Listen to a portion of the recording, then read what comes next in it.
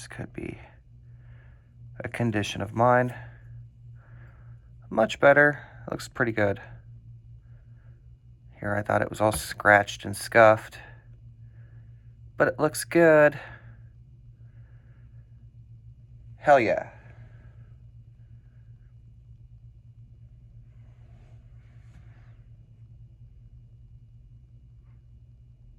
Designed to kind of look like the Nintendo logo. Designed to be put on a hat or a bag, and you will be immediately identifiable as a locksmith.